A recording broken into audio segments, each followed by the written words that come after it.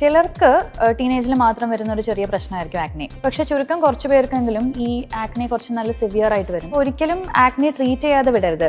അതിനെ അൺകൺട്രോൾഡ് ആയിട്ട് വിട്ട് കഴിഞ്ഞാൽ ഭാവിയിൽ അത് സ്കാർസ് ആയിട്ട് നിൽക്കാൻ ചാൻസ് ഉണ്ട്. ശരിക്കും ഈ സൺസ്ക്രീനിന്റെ ഒരു ആവശ്യകത എന്താ ഇപ്പോഴത്തെ കാലത്ത്? സൺസ്ക്രീനിൻ്റെ ആവശ്യം ഇന്ത്യൻ സ്കിൻ ടൈപ്പിൽ മെയിൻലി ഏജിങ് പ്രിവെൻറ്റ് ചെയ്യാൻ വേണ്ടിയിട്ടാണ്. സൺസ്ക്രീൻ ശരിക്കും പറഞ്ഞാൽ ഒരു ഹാബിറ്റ് ആയിരിക്കണം. നമ്മളിപ്പോൾ പല്ലൊക്കെ തേക്കുന്ന പോലെ ഡെയിലി സൺസ്ക്രീൻ അപ്ലൈ ചെയ്തേ പറ്റൂ. നിങ്ങളുടെ ഒരു ആക്നെ ഏത് ഗ്രേഡ് ആണെന്ന് നോക്കിയിട്ട് ശരിക്കും പറഞ്ഞാൽ ഡെർമറ്റോളജിസ്റ്റ് ആണ് ട്രീറ്റ്മെൻറ്റ് ഡിസൈഡ് ചെയ്യേണ്ടത്. പിന്നെ പ്രോൺ ആയിട്ടുള്ള ഇൻഡിവിജ്വൽസിന് എപ്പോഴും ഷുഗർ ഒരു പ്രശ്നമാണ്. ഓക്കെ, ഷുഗർ സബ്സ്റ്റിറ്റ്യൂട്ട്സും ആക്ച്വലി പ്രശ്നമാണ്.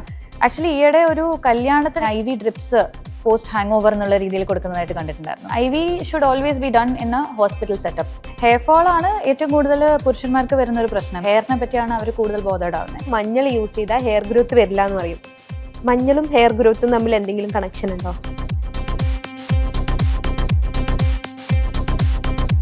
ഇപ്പം ചർമ്മ സംരക്ഷണമായിട്ടും അതേപോലെ ചർമ്മത്തിൽ വരുന്ന രോഗങ്ങളുമായി ബന്ധപ്പെട്ടിട്ടും ആൾക്കാർക്ക് ഒരുപാട് സംശയങ്ങൾ വരുന്നുണ്ട്. അതിലിപ്പോൾ ഏറ്റവും കൂടുതൽ വരുന്നൊരു സംശയമാണ് ഡെർമറ്റോളജിസ്റ്റിനെ കൺസൾട്ട് ചെയ്യണോ അല്ലെങ്കിൽ കോസ്മെറ്റോളജിസ്റ്റിനെ കൺസൾട്ട് ചെയ്യണോ എന്നുള്ളത്. ശരിക്കും നമ്മൾ സ്കിന്നിലൊരു പ്രശ്നം വരുമ്പം ആരെയാണ് കൺസൾട്ട് ചെയ്യേണ്ടേ? അത് വളരെ റെലവൻ്റ് ആയിട്ടുള്ളൊരു ക്വസ്റ്റനാണ് ഇന്നത്തെ കാലത്ത്. ഈ ഒരു കോസ്മെറ്റോളജി എന്ന് പറയുന്ന ഫീൽഡ് ഇത്രയും ബൂമായിക്കൊണ്ടിരിക്കുന്ന ഒരു സിറ്റുവേഷനിൽ ശരിക്കും പറഞ്ഞാൽ നമ്മുടെ സ്കിൻ, ഹെയർ ആൻഡ് നെയിൽസിനെ ട്രീറ്റ് ചെയ്യാൻ ഏറ്റവും ക്വാളിഫൈഡ് ആയിട്ടുള്ള ഒരു പ്രൊഫഷണൽ എന്ന് പറയുന്നത് ഡെർമറ്റോളജിസ്റ്റ് ആണ്. അപ്പോൾ കോസ്മെറ്റോളജി എന്ന് പറയുന്നത് ഈ ഡെർമറ്റോളജിയുടെ പുറത്തുള്ള ഒരു സംഭവമല്ല. Cosmetology is something that all dermatologist are trained for. Cosmetology എന്ന് പറഞ്ഞാൽ ബേസിക്കലി മെഡിക്കൽ പ്രൊസീജിയേഴ്സ് ഉപയോഗിച്ച് എങ്ങനെ നമുക്ക് നമ്മുടെ അപ്പിയറൻസ് ഇംപ്രൂവ് ആക്കാം എന്നുള്ളതിൻ്റെ കാര്യങ്ങളാണ്. So all dermatologist are also trained in cosmetology. അപ്പോൾ നമ്മളിപ്പോൾ ഒരു കോസ്മെറ്റോളജിക്കൽ കൺസേൺ, നമുക്കിപ്പോൾ ഒരു ഡാർക്ക് സ്പോട്ട്സ് ആണെങ്കിലും ആക്നെ ആണെങ്കിലും നമ്മൾ ഒരാളുടെ അടുത്ത്, ഒരു ഡോക്ടറിൻ്റെ അടുത്ത് പോയി ട്രീറ്റ്മെൻറ്റ് എടുക്കുമ്പോൾ they should also have awareness about skin diseases. കാരണം ഇത് വെറും ഒരു കോസ്മെറ്റോളജിക്കൽ കൺസേൺ ആണോ, അണ്ടർലൈങ് വേറെ പ്രശ്നങ്ങളുണ്ടോ എന്ന് ഡയഗ്നോസ് ചെയ്യാനുള്ള ഒരു എക്സ്പെർട്ടീസും കൂടി ആ ഡോക്ടർക്ക് വേണം. അപ്പോൾ തീർച്ചയായിട്ടും എല്ലാ സ്കിൻ കൺസേൺസിനും, skin, hair and nail concerns including cosmetology, ഡെർമറ്റോളജിസ്റ്റിനെ തന്നെയാണ് കാണേണ്ടത്. ഒരു ഡെർമറ്റോളജിസ്റ്റ് എന്നുള്ള നിലയ്ക്ക് എന്ത് പ്രശ്നത്തിനായിരിക്കും ഈ പേഷ്യൻസ് ഏറ്റവും കൂടുതൽ വരുന്നത്? ഈ അടുത്ത കാലത്ത് നമ്മൾ ഏറ്റവും കൂടുതൽ കാണുന്ന ഒരു കൺസേൺ ഹെയർ ഫോൾ ആണ്. Hair fall is like an epidemic. എല്ലാവർക്കും ഹെയർ ഫോൾ ഉണ്ടോ എന്ന് വെച്ചാൽ ഇല്ല എന്ന് പറയുന്നവർ വളരെ ചുരുക്കമായിരിക്കും. So hair fall I think is the most common case we see nowadays. ജെൻസിന് വേറെ പ്രശ്നം അല്ലെങ്കിൽ ലേഡീസിന് വേറെ പ്രശ്നം അങ്ങനെ ഉണ്ടോ? ഹെയർ ഫോൾ ആണ് ഏറ്റവും കൂടുതൽ പുരുഷന്മാർക്ക് വരുന്ന ഒരു പ്രശ്നം. പുരുഷന്മാർ പൊതുവേ ഫേസിലും സ്കിന്നിലൊക്കെ കാണുന്ന പ്രശ്നങ്ങളെ പറ്റി അത്ര ബോധേഡല്ല. ഹെയറിനെ പറ്റിയാണ് അവർ കൂടുതൽ ബോധേഡാവുന്നത്. ലേഡീസിന് ആക്നെ ഇപ്പോൾ അത്യാവശ്യം കോമൺ ആയി വരുന്നുണ്ട്. ഒന്നാമത് PCOD പോലെയുള്ള ഹോർമോണൽ പ്രശ്നങ്ങളൊക്കെ കൂടി വരുന്ന സിറ്റുവേഷനിൽ ആക്നെ ഇപ്പോൾ പണ്ടത്തെ പോലെ ഒരു എന്താ പറയുക ടീനേജിൽ മാത്രം വരുന്ന ഒരു പ്രശ്നമല്ല. ഇപ്പോൾ അഡൾട്ട്സിനും പ്രായമുള്ളവർക്കും ഒക്കെ മുഖക്കുരു വരുന്നതുകൊണ്ട് അത് അത്യാവശ്യം കോമൺ ആയിട്ട് കാണുന്നുണ്ട്. ഇപ്പം എല്ലാവരും കോമൺ ആയിട്ട് കണ്ടുവരുന്ന ഒരു സാധനമാണ് ആക്നെ. ഈ ആക്നെ ശരിക്കും എങ്ങനെയാണ് നമ്മൾ ട്രീറ്റ് ചെയ്യേണ്ടത്?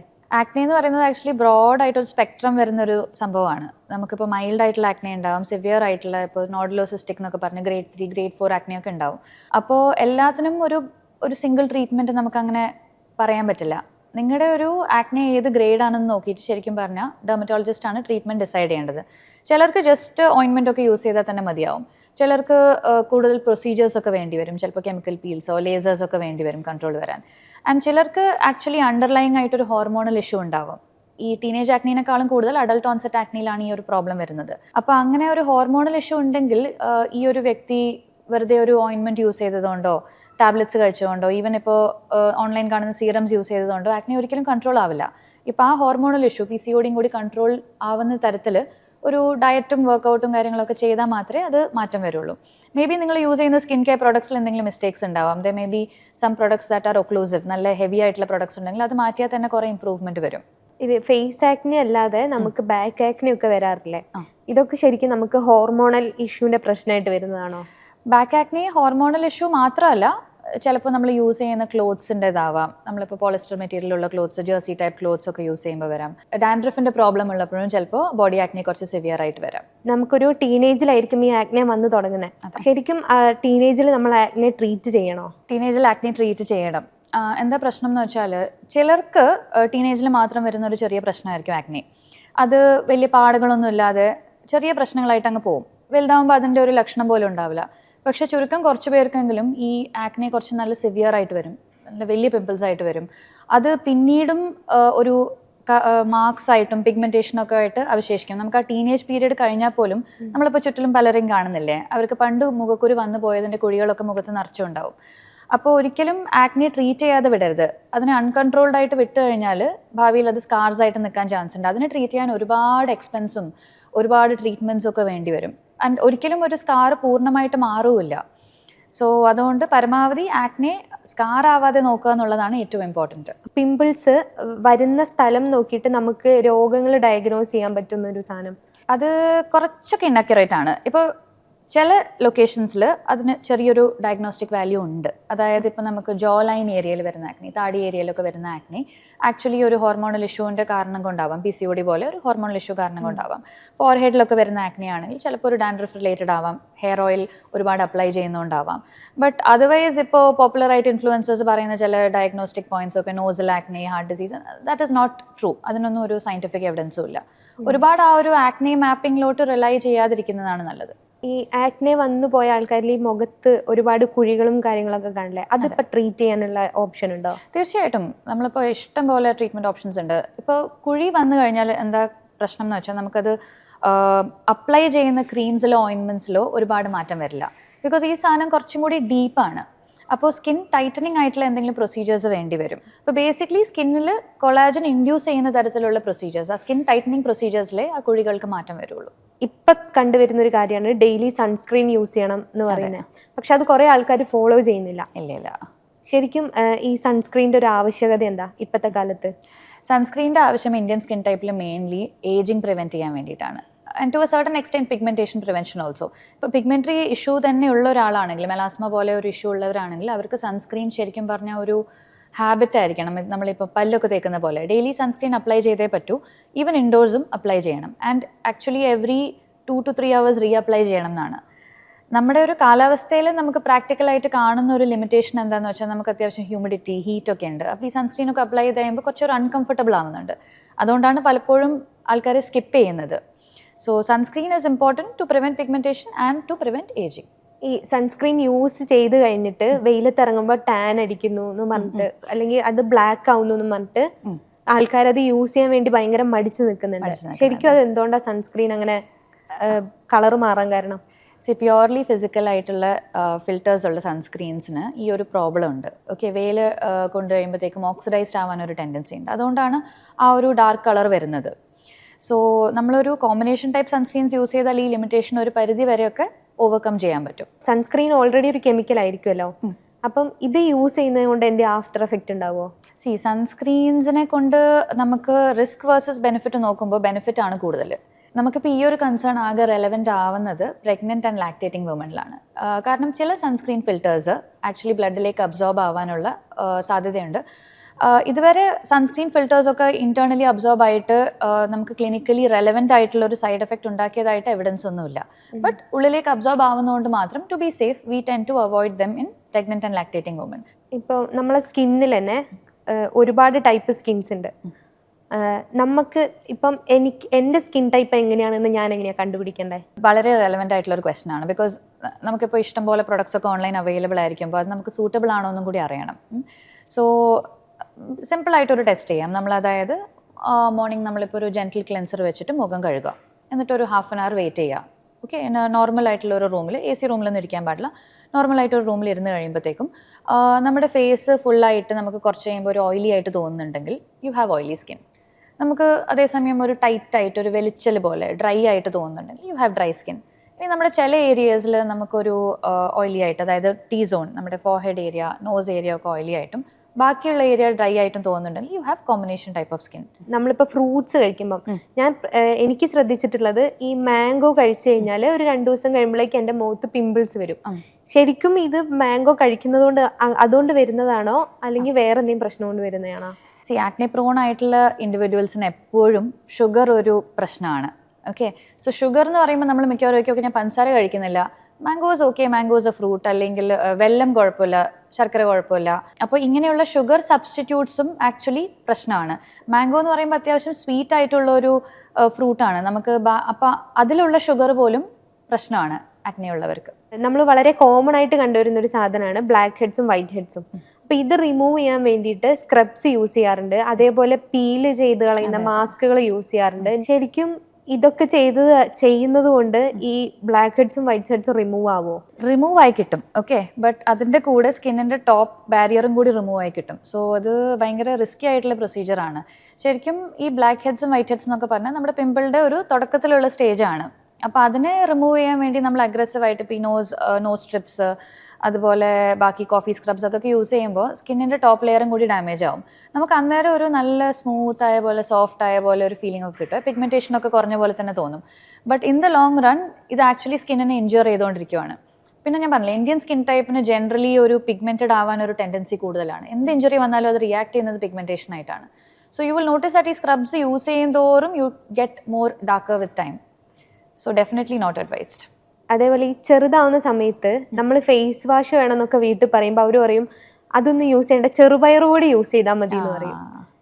ശരിക്കും ഈ ചെറുപയർ പൊടി യൂസ് ചെയ്യുന്നത് ഒരു ടൈപ്പ് ഓഫ് സ്ക്രബ് തന്നെയല്ലേ? That is another problem. എല്ലാവർക്കും പൊതുവേ ഒരു തെറ്റിദ്ധാരണയുണ്ട് നാച്ചുറൽ ആയിട്ടുള്ള പ്രൊഡക്ട്സ് എല്ലാം സേഫ് ആണെന്ന്. ചിലർക്ക് they may get away with it, അതായത് ചെറുപയർ പൊടി യൂസ് ചെയ്തിട്ടും വലിയ പ്രശ്നങ്ങളൊന്നും ഇല്ലാണ്ട് പോകുന്ന കുറേ ആൾക്കാരുണ്ട്. ബട്ട് ചിലർക്കെങ്കിലും ഇപ്പോൾ ഡ്രൈ സ്കിൻ, സെൻസിറ്റീവ് സ്കിൻ ഉള്ളവർക്കൊക്കെ ഇത് യൂസ് ചെയ്ത് സ്ക്രബ് ചെയ്ത് കഴിഞ്ഞാൽ സിറ്റുവേഷൻ ആക്ച്വലി വേഴ്സ് ആവും, സ്കിൻ കൂടുതൽ സെൻസിറ്റീവ് ആവും. സോ എല്ലാ വിധത്തിലുള്ള ഹോം റെമഡീസും ആക്ച്വലി ഒഴിവാക്കുന്നതാണ് നല്ലത്. മഞ്ഞൾ യൂസ് ചെയ്താൽ ഹെയർ ഗ്രോത്ത് വരില്ല എന്ന് പറയും. മഞ്ഞളും ഹെയർ ഗ്രോത്തും തമ്മിൽ എന്തെങ്കിലും കണക്ഷൻ ഉണ്ടോ? മഞ്ഞളും ഹെയർ ഗ്രോത്തും തമ്മിൽ ഒരു കണക്ഷനും ഇല്ല. നമ്മളിപ്പോൾ സർഫസിൽ, സ്കിന്നിൻ്റെ സർഫസിൽ മഞ്ഞൾ യൂസ് ചെയ്തിട്ട് ഹെയർ ഗ്രോത്തിന് ഒരു ചേഞ്ചും വരാൻ പോകുന്നില്ല. ബിക്കോസ് ഹെയർ ഫോളിക്കൽ എന്ന് പറയുന്നത് സ്കിന്നിൻ്റെ സർഫസിനേക്കാളും ഒരുപാട് ഡീപ്പായിട്ടുള്ള സാധനമാണ്. സർഫസിൽ ഇപ്പോൾ ഇത് അപ്ലൈ ചെയ്തിട്ട് കാര്യമൊന്നുമില്ല, സ്കിൻ കൂടുതൽ സെൻസിറ്റീവ് ആവുമെന്ന് മാത്രമേ ഉള്ളൂ. ഓയിലി സ്കിന്നുള്ള ആൾക്കാർ, പിന്നെ അതേപോലെ കോമ്പിനേഷൻ സ്കിന്നുള്ള ആൾക്കാർ, ഇവരൊക്കെ മോയ്സ്ചറൈസർ ഓരോന്നായിരിക്കും തിരഞ്ഞെടുക്കേണ്ടി വരിക. ശരിക്കും ഈ ഓയിലി സ്കിന്നുകാർ ഏത് ടൈപ്പ് മോയ്സ്ചറൈസറാണ് യൂസ് ചെയ്യേണ്ടത്? ഓയിലി സ്കിന്നുകാർക്കും തീർച്ചയായിട്ടും മോയ്സ്ചറൈസർ വേണം കേട്ടോ. ബിക്കോസ് റെഗുലറായിട്ട് മോയ്സ്ചറൈസർ യൂസ് ചെയ്യുന്നത് നമുക്ക് ഏജിങ് പ്രോസസ്സൊക്കെ സ്ലോ ഡൗൺ ചെയ്യാനൊക്കെ ഒരുപാട് ഹെൽപ്ഫുൾ ആയിട്ടുള്ളൊരു കാര്യമാണ്. സോ ഓയിലി സ്കിൻ ഉള്ളവർക്ക് ചെയ്യാൻ പറ്റുന്ന ഒരു കാര്യം എന്ന് വെച്ചാൽ കുറച്ച് ലൈറ്റ് വെയിറ്റ് ആയിട്ടുള്ള മോയ്സ്ചറൈസേഴ്സ് യൂസ് ചെയ്യാം. നോൺ കൊമഡോജനിക് എന്നുള്ളൊരു ലേബിൾ നോക്കിയിട്ട് മോയ്സ്ചറൈസേഴ്സ് പർച്ചേസ് ചെയ്യാം. പിന്നെ ഡേ ടൈം വേണമെങ്കിൽ മോയ്സ്ചറൈസർ ഒഴിവാക്കാം. അതായത് ഈ ഒരു ക്ലെൻസർ, മോയ്സ്ചറൈസർ, സൺസ്ക്രീൻ നിർബന്ധമായിട്ട് ഫോളോ ചെയ്യണമെന്നില്ല. സൺസ്ക്രീൻ ഇപ്പോൾ നമ്മൾ ഡയറക്റ്റ്ലി സ്കിന്നിൽ അപ്ലൈ ചെയ്താലും കുഴപ്പമൊന്നുമില്ല. സോ മോയ്സ്ചറൈസർ ഈവനിങ് യൂസ് ചെയ്തിട്ട് രാവിലെ സൺസ്ക്രീൻ മാത്രമായിട്ട് അങ്ങനെ ഉപയോഗിക്കാം. ഇപ്പം കുറേ ആൾക്കാരിൽ കണ്ടുവരുന്നുണ്ട് ഈ സെക്കൻഡ് സ്റ്റഡ് ചെയ്ത് കഴിഞ്ഞാൽ, അല്ലെങ്കിൽ വേറെ എവിടെയെങ്കിലും ഒരു മുറി വന്നു കഴിഞ്ഞാൽ അത് പിന്നെ സ്കാർ വലുതായിട്ട് കീലോയിഡ് ആവുന്നൊരു ടെൻഡൻസി. അപ്പം ശരിക്കും ഈ കീലോയിഡിന് എന്തെങ്കിലും ട്രീറ്റ്മെൻറ്റ് ഉണ്ടോ എഫക്റ്റീവായിട്ട്? കീലോയിഡിന് വളരെ എഫക്റ്റീവ് ആയിട്ടുള്ള ട്രീറ്റ്മെൻറ്റ്സ് ഉണ്ട്. ബട്ട് കീലോയിഡ്സ് പൊതുവേ ക്രോണിക് ആണ്, റെക്കർ ചെയ്യാൻ ചാൻസ് ഉണ്ട്. നമ്മളിപ്പോൾ ട്രീറ്റ്മെൻ്റ് ഒക്കെ ചെയ്താലും ട്രീറ്റ്മെൻറ്റ് ചെയ്യുന്ന പീരീഡിൽ അതൊന്ന് കുറഞ്ഞു കിട്ടും, പക്ഷേ പിന്നീട് അത് റെക്കറൻസ് വരാൻ എപ്പോഴും സാധ്യതയുണ്ട്. യൂഷ്വലി ഡെർമറ്റോളജിസ്റ്റ് എല്ലാവരും മൾട്ടിപ്പിൾ പ്രൊസീജിയേഴ്സ് ആയിട്ടാണ് ചെയ്യാറ്. നമ്മൾ കീലോയിഡിൻ്റെ ഒരു ട്രീറ്റ്മെൻറ്റ് അപ്രോച്ച് എന്ന് വെച്ചാൽ വെറും മരുന്നും അങ്ങനെ ഏതെങ്കിലും ഒരു പ്രൊസീജിയർ അങ്ങനെയല്ല. യൂഷ്വലി ഇഞ്ചെക്ഷൻസ് ചെയ്യാറുണ്ട്, ലേസേഴ്സ് ചെയ്യാറുണ്ട്. അപ്പോൾ ട്രീറ്റ്മെൻറ്റ് എടുത്തുകൊണ്ടിരിക്കുമ്പോൾ നമുക്ക് ഗ്രാജുവലി ഈ കീലോയിഡിനെ കൊണ്ടുള്ള ബുദ്ധിമുട്ടുകളൊന്ന് കുറഞ്ഞു കിട്ടും. ഏറ്റവും കൂടുതൽ ഉണ്ടാകുന്ന ഒരു ബുദ്ധിമുട്ടെന്ന് വെച്ചാൽ ചെസ്റ്റിലൊക്കെ വരുന്ന കീലോയിഡ്സ് ആണെങ്കിൽ ഒരു ചൊറിച്ചൽ, വെളിച്ചലൊക്കെ ഉണ്ടാവും. അപ്പോൾ അത് ഇനീഷ്യൽ സ്റ്റേജിൽ തന്നെ കുറഞ്ഞു കിട്ടും. പിന്നീട് അതിൻ്റെ സൈസ് കുറഞ്ഞ് അത് കൂടുതൽ ഒരു ഫ്ലാറ്റ് ആയിട്ട് വരും. ബട്ട് ട്രീറ്റ്മെൻറ്റ്സ് കഴിഞ്ഞാലും റെക്കറൻസ് എപ്പോഴും കീലോയിഡ്സിന് ഒരു പ്രശ്നമാണ്. കീലോയിഡ് ഒരു ക്യാൻസർ ആണോ? No, keloid is just appearance കുറച്ച് സ്കെയറി ആണെങ്കിലും ബേസിക്കലി കീലോയിഡ് എന്ന് പറഞ്ഞാൽ നമ്മുടെ വൂണ്ട് ഹീലിംഗ് കുറച്ചൊരു ഹൈപ്പർ ഡ്രൈവിലോട്ട് പോകുന്നതാണ്. നോർമലി വൂണ്ട് ഹീൽ ചെയ്ത് അവിടെ നിൽക്കുന്നതിന് പകരം അതിൻ്റെ ഒരു ബൗണ്ടറീസും കവിഞ്ഞിട്ട് ഇങ്ങനെ ഒരു കുറച്ച് ടൈറ്റായിട്ട് ഇങ്ങനെ ഒരു സ്വെല്ലിംഗ് ആയിട്ട് വരുമ്പോഴാണ് അത് കീലോയിഡ് ആവുന്നത്. So it's not dangerous or life threatening, but it can cause significant discomfort. അപ്പം നമുക്ക് ഈ സ്കിൻ ക്യാൻസർ എങ്ങനെയാണ് നമ്മൾ ഡയഗ്നോസ് ചെയ്യുക? എന്ത് കാണുമ്പോഴാണ് നമ്മളിത് സ്കിൻ ക്യാൻസർ ആണോ എന്ന് സംശയിക്കണ്ടേ? സ്കിൻ ക്യാൻസർ എന്ന് പറയുമ്പോൾ ഒരു ബ്രോഡ് ടേം ആണ്. സ്കിൻ ക്യാൻസേഴ്സ് ആക്ച്വലി ഇന്ത്യൻ പോപ്പുലേഷനിൽ മറ്റേ വൈറ്റ് ആയിട്ടുള്ളവരെക്കാളും കുറവുമാണ്. But okay, different types of skin cancers ഉണ്ട്. നമ്മൾ സസ്പെക്ട് ചെയ്യേണ്ടത് എപ്പോഴാണെന്ന് വെച്ചാൽ നമുക്ക് ഓൾറെഡി ഉള്ള ഒരു മറുകോ ചെറുതായിട്ടുള്ളൊരു കറുത്ത പാടോ പെട്ടെന്ന് സൈസ് കൂടുന്നു, അല്ലെങ്കിൽ അതിനകത്ത് നിന്ന് പെട്ടെന്ന് വേദന വരുന്നു, ബ്ലീഡിങ് വരുന്നു, ഡിസ്ചാർജ് വരുന്നു, അങ്ങനെയുള്ള സിറ്റുവേഷനിൽ നമ്മൾ സ്കിൻ ക്യാൻസർ എപ്പോഴും സസ്പെക്ട് ചെയ്യണം. പിന്നെ whenever you have a doubt, it's better to get in touch with your dermat because ഇതൊരു സീരിയസ് ഡയഗ്നോസിസ് ആണ്. അത് ഓൺ ടൈം തന്നെ എന്തായാലും കണ്ടുപിടിക്കേണ്ടത് നെസസറി ആണ്. ഈ സോഷ്യൽ മീഡിയ വന്നതിന് ശേഷം ഈ ആൾക്കാർക്ക് സ്കിന്നിനോടുള്ള ഒരു അപ്രോച്ച് മാറിയതായിട്ട് തോന്നുന്നുണ്ടോ? സീരിയസ്ലി, പണ്ടിപ്പോൾ ആൾക്കാർ ഇത്രയൊക്കെ ആക്നീനെ പറ്റിയോ ഫ്രെക്കിൾസിനെ പറ്റിയോ ചെറിയ പിഗ്മെൻറ്റേഷനെ പറ്റിയോ ബോധോടായിരുന്നില്ല. ഇപ്പോൾ everybody has A skin care routine. ഇപ്പോൾ നമ്മുടെയൊക്കെ ചെറുപ്പത്തിൽ ഐ ഡോണ്ട് തിങ്ക് നമ്മുടെ പേരൻസ് ഒക്കെ എന്തെങ്കിലും സ്കിൻ കെയർ ചെയ്തിട്ടുണ്ട് അല്ലേ? വെൻ വി ഗ്രൂ അപ്പ് നമ്മൾ സൺസ്ക്രീനെ കുറിച്ചോ ഒന്നും ആലോചിച്ചിട്ട് പോലുമില്ല. ഓക്കെ, ബേസിക് ഒരു സ്കിൻ കെയർ റുട്ടീൻ അത്യാവശ്യമാണ്. That's A good thing. It's good that people are talking about it. പക്ഷെ അത് കുറച്ചൊക്കെ ഒരു ഓവറായിട്ടൊരു ക്രേസിലോട്ടും പോകുന്നുണ്ട് ആൻഡ് സെറ്റിംഗ് അൺറിയലിസ്റ്റിക് ആയിട്ടുള്ള ഒരു ബ്യൂട്ടി സ്റ്റാൻഡേർഡ്സും. ഇപ്പം സോഷ്യൽ മീഡിയയിൽ ഇൻഫ്ലുവൻസ് ആയിട്ട് ഏറ്റവും കൂടുതൽ കുറേ ബുദ്ധിമുട്ടുണ്ടാക്കുന്ന ഒരു കാര്യം കണ്ടത് സ്കിൻ വൈറ്റനിങ് ക്രീംസ് യൂസ് ചെയ്യുന്നതാണ്. ഈ കുറച്ച് കാലം മുന്നേ സ്കിൻ വൈറ്റനിങ് ക്രീംസ് യൂസ് ചെയ്തിട്ട് ആൾക്കാർക്ക് സ്കിന്നിന് മാത്രമല്ല അല്ലാതെയും കുറേ പ്രശ്നങ്ങൾ വന്നത് കണ്ടിട്ടുണ്ട്.